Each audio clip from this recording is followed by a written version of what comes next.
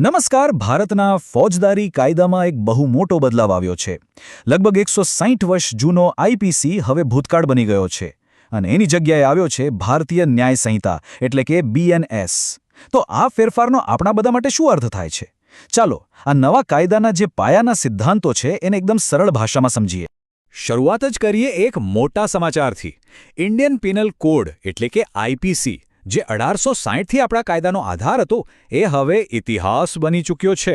હા, 1 જુલાઈ 2024થી એને સત્તાવાર રીતે રદ કરી દેવામાં આવ્યો છે. આ ખાલી કાયદાનું પાનું નથી પલટાયું, આ તો ભારતીય ન્યાય સિસ્ટમમાં એક નવા યુગની શરૂઆત છે. અને ખબર છે, આ નવા કાયદામાં એકદમ ક્રાંતિકારી ફેરફાર પણ છે. પહેલીવાર એવું બન્યું છે કે અમુક નાના ગુનાઓ માટે જેલ નહીં પણ સામુદાયિક સેવા એટલે કે કમ્યુનિટી સર્વિસને પણ સજા તરીકે ગણવામાં આવશે. આનો સીધો મતલબ એ છે કે કાયદાનો હેતુ હવે ખાલી સજા આપવાનો નથી પણ સુધાર લાવવાનો પણ છે. આ તો ખાલી એક ઝલક છે. ચાલો આને ઊંડાણમાં સમજીએ. તો સૌથી પહેલાં એ જોઈએ કે આ કાયદાકીય ફેરફાર ખરેખર કેટલો મોટો અને કેટલો મહત્વનો છે. સમજાય છે? અંગ્રેજોના જમાનાનો કાયદો ગયો અને હવે આવ્યો છે આપણો પોતાનો સંપૂર્ણ ભારતીય દૃષ્ટિકોણ સાથેનો નવો કાયદો. કલમ 1 પ્રમાણે આ નવા કાયદાનું ઓફિશિયલ નામ છે ભારતીય ન્યાય સંહિતા 2023. પણ એનાથી પણ મોટી વાત એ છે કે આ લાગુ ક્યાં થશે? તો આ કોઈ એક રાજ્ય માટે નથી, પણ જમ્મુ કાશ્મીર સહિત આખા ભારતમાં એક સમાન રીતે લાગુ પડશે.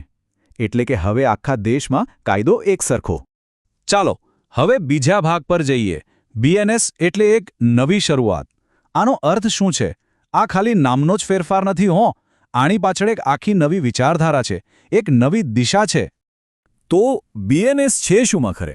એકદમ સરળ ભાષામાં કહીએ તો આ ભારતનો નવો ક્રિમિનલ કાયદો છે, જેણે 160 વર્ષ કરતાં પણ જૂના, વિચાર કરો, 160 વર્ષ જૂના ઇન્ડિયન પિનલ કોડ 1860ને રિપ્લેસ કર્યો છે. આ કાયદો જ નક્કી કરશે કે કઈ વાત ગુનો છે અને એની સજા શું મળશે. પણ સવાલ એ છે કે આ નવો કાયદો લાવવાની જરૂર શું પડી? તો એની પાછળના ઉદ્દેશ્યો બહુ જ સ્પષ્ટ છે. પહેલું, ન્યાય ઝડપથી મળે. બીજું, ન્યાય પીડિતને ધ્યાનમાં રાખીને કરવામાં આવે, મતલબ કે હવે ફોકસ વિક્ટિમ પર છે. અને ત્રીજું, આજના જમાનાના ગુનાઓ જેમ કે સાયબર ક્રાઇમ, એને માટે પણ નવા નિયમો છે જે જૂના કાયદામાં હતા જ નહીં. ઓકે, તો હવે વાત કરીએ કાયદાના સૌથી પાયાના સિદ્ધાંતોની. ગુનો, સજા અને ઇરાદો. આ 3 શબ્દો સમજ્યા વગર કોઈ પણ ક્રિમિનલ કાયદાને સમજી જ ન શકાય. આ તો એનો પાયો છે, એની એબીસી છે. જુઓ, કાયદાની ભાષા થોડી અલગ હોય છે. એમાં દરેક શબ્દનો એક ફિક્સ મતલબ હોય છે. એટલે જ બીએનએસની કલમ 2માં ગુનો એટલે શું, આરોપી કોને કહેવાય, કોર્ટ શું છે, આ બધાની એકદમ ચોખ્ખી વ્યાખ્યા આપી દીધી છે. આનાથી ફાયદો એ થાય કે કોઈ કન્ફ્યુઝન જ ના રહે, બધું એકદમ ક્લિયર. હવે વાત કરીએ સજાની. કલમ 3 કહે છે કે બીએનએસ હેઠળ મુખ્યત્વે 5 પ્રકારની સજા થઈ શકે છે. મૃત્યુદંડ, આજીવન કેદ, જેલ અને દંડ. આ તો હતા જ, પણ 5મી સજા છે ને એ એકદમ નવી છે અને એ છે કમ્યુનિટી સર્વિસ એટલે કે સામુદાયિક સેવા. આ ખરેખર એક મોટો અને સારો ફેરફાર છે. નાના ગુનાઓ માટે હવે જેલને બદલે એક પોઝિટિવ વિકલ્પ મળ્યો છે. હવે એક બહુ જ રસપ્રદ વાત, ઇરાદો. કલમ 5 એવું કહે છે કે કોઈ પણ કામ, ગુનો ત્યારે જ બને જ્યારે એની પાછળનો ઇરાદો ખરાબ હોય. એટલે કે જે તે સમયે વ્યક્તિના મનમાં શું ચાલતું હતું એના પર બધો આધાર છે. કાયદાની ભાષામાં આને મેન્સ રિયા કહેવાય છે. ચાલો આને એકદમ સિમ્પલ ઉદાહરણથી સમજીએ. માની લો કે કોઈનાથી ભૂલમાં, અકસ્માતથી કોઈને વાગી જાય તો એ ગુનો નથી. પણ જો એ જ વ્યક્તિ જાણી જોઈને ઇરાદાપૂર્વક કોઈને મારે તો એ ચોક્કસ ગુનો છે. કામ ભલે એક જ થયું, ઈજા પહોંચાડવાનું, પણ એકમાં ઇરાદો નહોતો અને બીજામાં હતો. બસ આ જ ફરક છે અને આ જ ક્રિમિનલ લૉનો સૌથી મોટો સિદ્ધાંત છે. હવે કલમ 6 એક બીજી મહત્વની વાત કરે છે.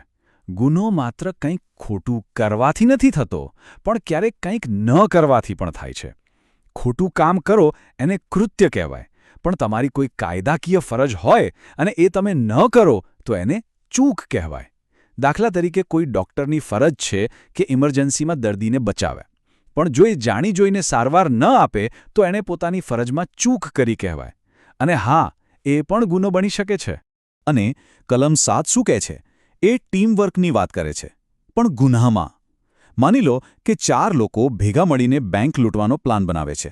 એક બહાર ગાડીમાં બેઠો છે, 2 જણ અંદર ગયા છે અને ચોથો માણસ બહાર ચોકીદારી કરે છે. હવે કાયદો શું કહે છે? ભલે બધાના કામ અલગ અલગ હોય, પણ કારણ કે બધાનો ઈરાદો એક જ હતો, એટલે સજા બધાને સરખી જ મળશે. બધા સરખા જવાબદાર ગણાશે. તો ચાલો, આટલું સમજ્યા પછી હવે એક નજર નાખીએ જૂના આઈપીસી અને નવા બીએનએસ વચ્ચેના મોટા તફાવત પર. આ સરખામણીથી આખો મુદ્દો એકદમ ક્લિયર થઈ જશે. તો મોટો ફરક શું પડ્યો?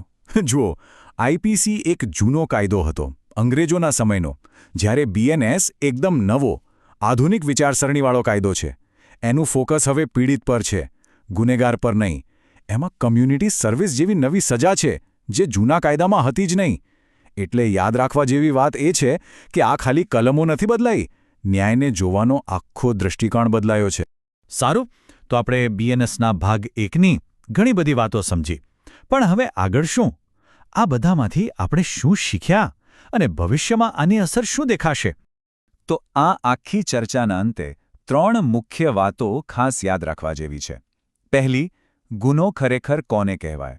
બીજી, હવે સજાના નવા પ્રકારો પણ આવ્યા છે, જેમાં કમ્યુનિટી સર્વિસનો પણ સમાવેશ થાય છે. અને ત્રીજી, અને સૌથી અગત્યની, કોઈ પણ ગુના પાછળ ઈરાદો કેટલો મહત્વનો ભાગ ભજવે છે.